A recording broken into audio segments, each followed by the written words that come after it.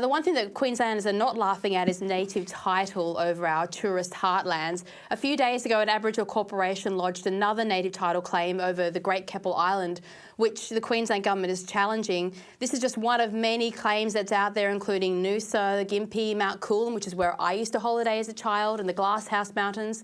James, this is a very different Australia to what I grew up in with shared national parks. Is native title a problem for Queensland? Are people starting to worry about it?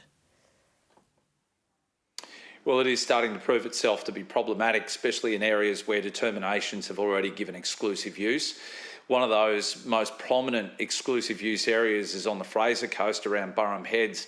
And you may recall probably within the last 18 months, there's been examples where under that exclusive title that has been given through the federal court, the Aboriginals have actually told every other non-Indigenous person to get off their land. They've put fences up, keep out signs, closed car parks, and made it very difficult for anyone who might just want to visit as a tourist, or for locals that back onto the area, just very difficult to even go in there for any reason whatsoever. You could throw a ball over the fence and unfortunately you wouldn't be allowed to go in and collect it. So that's how some of these exclusive use determinations have ended up in Queensland.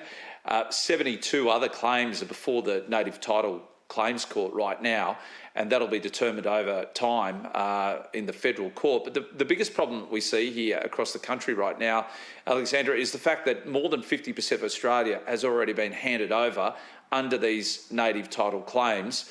We're probably about 12, 13% of claims that still sit before the courts that are yet to be determined, and that is going to take native title in this country to well over 60%.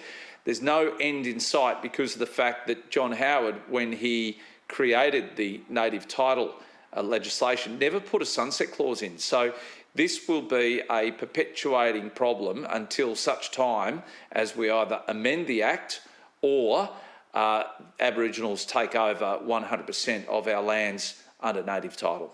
Well, Australians keep being told, and I read it again this week, that these native title cases won't impact their lives. And yet across Queensland and New South Wales, where I am, people are being locked out of tourist places and national parks because of their race.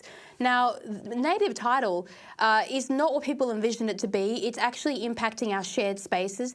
Is it time to restore the idea of national parks instead of native title? Because after all, national parks are shared land paid for by all people and accessible by all people. Surely that is the best way forward. Well, you'd think so, but while these claims continue, there's obviously a reason for it. And look, the group that are making claims over Great Keppel Island at the moment are Whopper. Only one local Whopper member lives here in central Queensland. As for the rest, they're flown in for any ceremonial practice or any talks on Great Keppel Island itself. A lot of them live down in the southeast corner of Brisbane, and yet here they are making further claims of 70% over the island. In 2021, a federal court made a determination that native title had been extinguished over this land that they're now making a subsequent second claim over. But they were originally given 14% of the island, of which they've done nothing with since 2021. So the question has to be asked, what do you want to do with a landing strip that's currently there? What do the Whopper people want to do with the existing resort site on the island? The best guess that I've got is the fact that they've made a claim for exclusive use says to me they want to shut it down. And that's not going to be good for tourism in our region.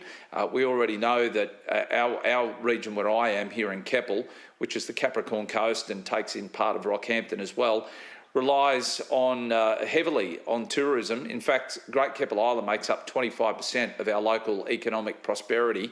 And if we were to build another resort on the island, as we've previously had just over a decade ago, we would see that economic benefit to the tune of about 50% of our region. So this native title claim certainly is like another cloud over the heads of so many operators in this region. The state government have not said they'll oppose it, they've said they'll challenge parts of it. They said they've already offered the court's feedback, and I've asked under a Freedom of Information claim earlier this week for that information that they've provided to the courts.